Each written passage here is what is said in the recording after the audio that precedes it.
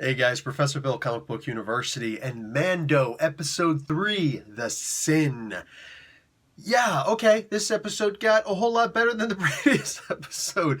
The previous episode, don't even get me started. Okay, a lot of news to report. Whole lot to report in here. First off, yes, there will be merchandise. No, not my merchandise. You go to Beautiful Halo for all sorts of Marvel and Star Wars and DC merchandise. I'm talking about, Star Wars is actually going to be putting out all sorts of cool merchandise for this. Yes, most of us got the IG-11, got it. The Off-World Jawas, I got 2 of them. The Mando himself, I actually got my hands on one of them. And Cara Dune, which we haven't seen yet. But all that being said, they're also going to be releasing a Baby Yoda merchandise. I don't know if it's going to be a plush, but I'll get it. I don't know if it's going to be a little figure, but I'll get it. I don't know what they're going to be releasing, but dude, they're going to be releasing a whole bunch of stuff. They got to be releasing shirts too. So yeah, I'm all down. I'm all down with that sickness, my peeps. Anyway, so that's that. They are definitely going to be. They released that information 2 days ago. 2 days ago. That's definitely going to happen, and before Christmas time. So it will be available by Christmas, so you can have Christmas stocking stuffers and under the tree presents and whatever. All right.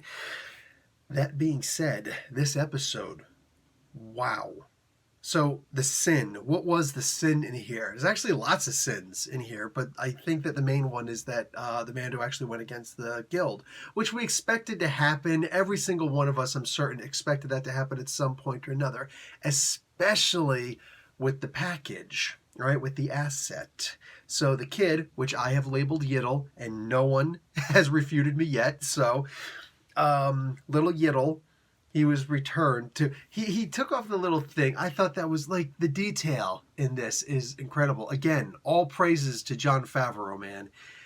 He took off the little thing, uses force power, I guess, to, like, unscrew the little knob for the takeoff, saying to be able to take off on that, what was it, the Razor's Edge, I think the ship is called. What do you call it? He took that little thing out, he's playing with it. That's not a toy. And he goes and he puts it down, and then he just put it down instead of screwing it back on. So later on, when he goes to leave, he's like, and this thing just reminded him so much of it. And then, of course, at the end, he gives it back to him.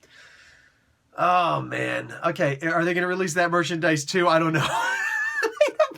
Put a little Mando symbol on or something like that.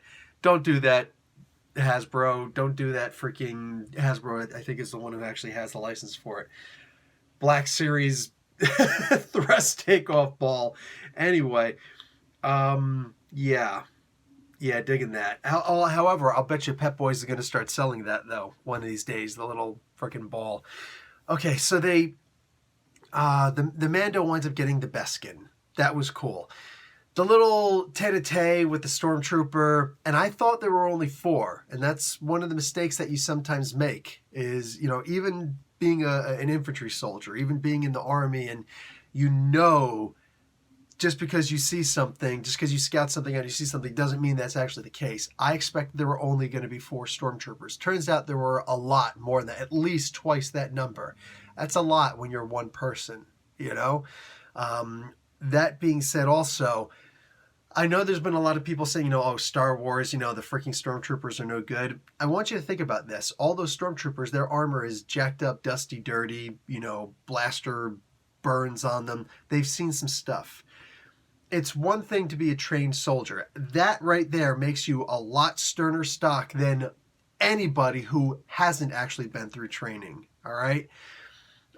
You get that training, and suddenly, like, you now know what to do. You've got to test your mettle in combat, but yeah, now once you have actually tested in combat, you do trust in that training that you'd gotten before. You're able to implement it a lot faster. You got that combat reflexes kind of thing going. Suddenly you're a lot sturdier stock. Remember, in A New Hope and all of the original Star Wars movies, those were very clean stormtroopers. They have not seen a whole lot of combat, have they? They're all very green. And again, just because they were shot doesn't mean that they were killed necessarily. But all that being said, in this particular case, these are battle-hardened stormtroopers who can rely on their training and can think quick in combat. So when he's going up against these stormtroopers, that is not an easy thing. This is not just like, Han Solo getting lucky with a shot or something like that. Also, did you notice that there was a Rodian in here who had the Mando in his sights, took aim, went to go and take a shot, but the Mando shot first. Come on now. Like, there we go. That I just look at that. Maybe that's just my headcanon, but I'm looking at that as a little bit of tribute to us fans. The Mando shot first. Anyway, Han Solo shot first. What do you call it? There's one disappointing thing that happened in this, as far as I'm concerned, and that's the idea that once Carl Weathers' character, Grief, whatever his name is, he's like, look, I got rich too, and he showed the 2 Beskar steel pieces in there. I'm not saying that the Mando should have taken that immediately, like shot him dead and taken that off of him. Okay, that's not what I'm saying. What I am, however, saying is that since this stuff was stolen, it should have been priority number 1 to get that through some nefarious means. Break into his house at night, whatever, all right? Wait for your time to come fine. But when he shot him at the end, oh, and I love how he did that too. Some of you guys might wonder, like, what, did he just destroy his own ship with his grappling hook to do that? No, he shot and he hit the button for, what do you call it, the freezer, the carbonite freeze thing. Because it came out both ends, So, like, that was cool. It's like, oh, I'm going to carbon freeze something. Nope, just going to cause a smoke in this way, like a smoke pellet. Poof, you know what I'm saying? Like Batman or Ninja Vanish from Teenage Mutant Ninja Turtles. This was cool. He did that, but he shot him. I was expecting that maybe he would, maybe he wouldn't live, but either way, you go up to his body and you take the freaking Beskar steel pieces that he's got on him. You don't just leave it there. I get it, his priority was on the kid, but no, especially when the Mandos came to his rescue. Yeah, no, that to me is a little bit unforgivable. I don't dig that he didn't know right away. Go and reclaim those 2 pieces. I mean, for crying out loud, he got all new armor and he looked awesome, except for the right leg. Anybody else notice that? The right leg wasn't good. Maybe somebody's thinking, because I thought at first, maybe that's just a symbol on there that they did. No, that wasn't a symbol. That was old armor that he didn't necessarily need to replace, but it wasn't as pretty as it could have been, Mandos aren't necessarily concerned with pretty. But when you make new armor, they're not going to go out of the way to like rub mascara on it and freaking, darken it or something like that. No, it's just like, here's some new armor. Until you break it in.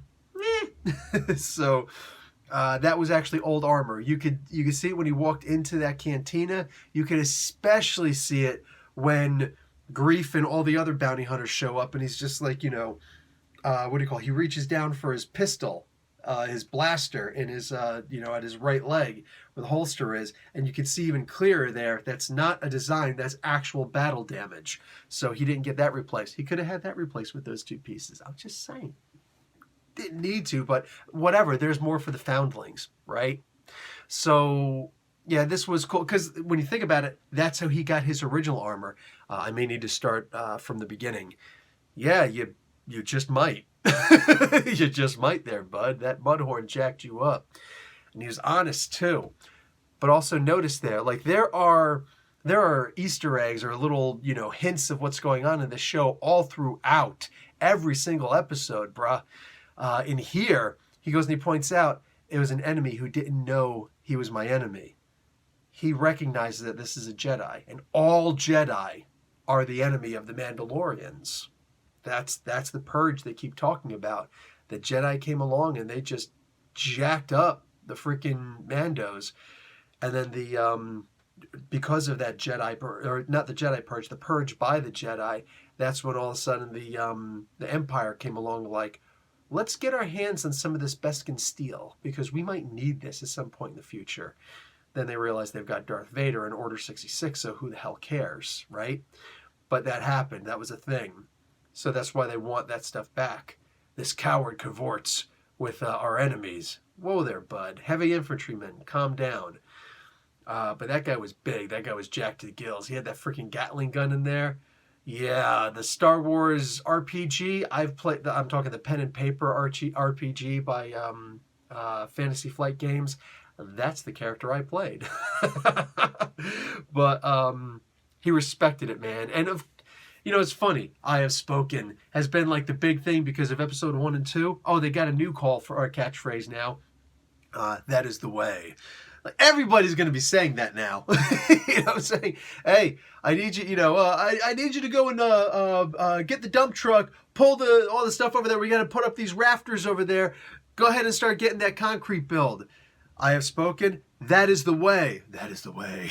It's like Catholic Mass all over again, man. May the force be with you and also with you. Like, dude, Jon Favreau freaking gets it. He gets it. I'm going to also, first off, let me, what was it? There was something else. SW Marvel is the Twitter handle of the dude who also, in and of himself, gave some credit to, partial credit, as deserved, to a guy who noticed it also. But that's the Twitter handle, SW Marvel. I guess Star Wars Marvel, that's supposed to be. He noticed the Camino, and you know that Dr. Peshkar, whatever that dude is, the guy who's like, I saved his life. He's only alive because of me. I made sure he lived. The doctor who's like, no, he's got to be alive. The asset has to be alive. He noticed, and I didn't notice it. I don't think anybody knows. This guy was like one of the first to notice it and definitely post it. The Camino, not El Camino, different. That's the Jesse. Let that one go. The Caminoan symbol for the cloners over there. It was actually on the other arm, I think, for the characters. I don't remember if that was a reversed image or not. I haven't sat down and watched Clone Wars with my kids yet. Only the original 3 movies and then episode 1. We haven't watched Attack of the Clones yet together, so I have yet to ensure that this was actually the correct location of it. Anyway, all of the cloners, more specifically, all of the clones from that thing had that symbol, saying the L and the upside down I, the inverted I. They had those symbols on them. So this guy either is a clone, but it's on his other side. Some people might wonder what's up with that. Listen, when I was in the Army, what do you call it? I had my patches on the left side, my unit patch on my left side, nothing on my right. Why? I never went to combat. I never went to war, and it would have to be 6 months in combat minimum. I think there was a way that it could be less than that, but whatever it is, it's supposed to be a tour, which is supposed to be 8 months, but it could be 6 months in the case of Desert Storm because we just went in there and freaking handled business so ridiculously quickly. It was almost unheard of. That being said, when you haven't seen combat, your unit patch is on your left side, but when you do go to war with your unit, that patch is removed and put on your right side. This is one of the reasons why I notice symbolism so often in these TV shows and whatnot, because in a uniform, specifically the U.S. military uniform, we have symbolism all over our uniforms. I can go into exasperating detail about all of the symbolism in there, and you have to notice these things as a soldier, as you have to give credit where credit's due. A freaking full bird colonel, might have to salute a private in the military if he's wearing that Medal of Honor. And just the idea that some people would say Congressional Medal of Honor. Congress doesn't offer that. It's presidential. The president awards that. So it's not a Congressional Medal of Honor. I don't know where that came from. Congressional. Anyway, regardless, it's the idea of like noticing these things. So he had it on his right side. Maybe that means something. I'm not sure. The clones had it looked like, on their left side. So again, maybe that's something else. Maybe this is one of the offshoot Camino clone. I don't know. Was it limited just that race? I don't know. Is it a junior officer? I don't know. But anyway, excuse me. That's a thing. That's a thing. So that's important. So clearly they were planning on cloning this kid. Awesome sauce. Awesome sauce. Good to know. Just don't ever mention midi-chlorians again. I would be infuriated to see something like that. The symbolism in this, though, is fantastic. Where they're going with all of this is fantastic. I love this. the Easter egg where he goes and he points out, oh look, I've got to get my hands on one of those. The backpack that Boba Fett wore, that Jango Fett wore, that these Mandos have symbolically worn, with the missile in the back. That's like a last ditch effort. Oh crap, I'm gonna have to kill some people. I don't like that the whistling birds was used quite so early, and in this particular case, like there were enough there that could have seriously evened the freaking odds in that final battle. Why did that final battle happen with all the other guild members? I don't know if it's that the asset was reactivated once once it walked out of the door, or is it, it's like, oh, the asset's not back yet, so clearly, I'm saying, we have to go back. Like, they obviously forgot to take the tag out of there, or they chose not to take the tag out of the kid. But more than that is the idea that these guys, what do you call it? Maybe like, the main guy who wasn't stopped, the warlord, basically, the warlord, he wasn't there, or he wasn't captured, he wasn't killed. He's still active. So maybe he was like, oh crap, did this just happen? I'm looking at the security holograms. Let me, make a call and reactivate all these beacons. That was weird. But either way, yeah, it's a shame that freaking the Mando didn't have it on there. But the Mando does make little mistakes, and he's not immortal. You know what I'm saying? He's not just this guy who's just going to turn around and start, boom, boom, boom, boom, blasting everybody out. No, he does have weaknesses. He can get beaten up. He can be killed. He can be jacked up. He can lose a fight to another Mando. He was about to lose that fight to the other Mando. That guy, that heavy infantry guy, had that knife under his freaking helmet. Sorry, that's your throat, bruh. You were about a good, half a meter, third of a meter away from that guy's freaking neck. So there's that. Anyhow, I love that he's not immortal. I love that he's not just this big, I hate to say it, but Mary Sue character is just going to walk through and just, take everybody down. Oh, speaking of that symbol, did you notice that he was taken in the, as a foundling? He was discovered because the battle droids found him.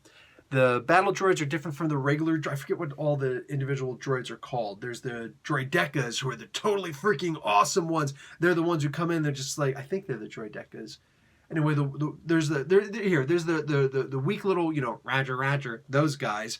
Then there's the super awesome ones, the war droids, who roll in and then get up, and they got a force field in front of them, but on the side, they got machine guns, and they're just freaking taking everybody out. Even the Jedi are like, yeah, I'm not messing with that. You know what I'm saying?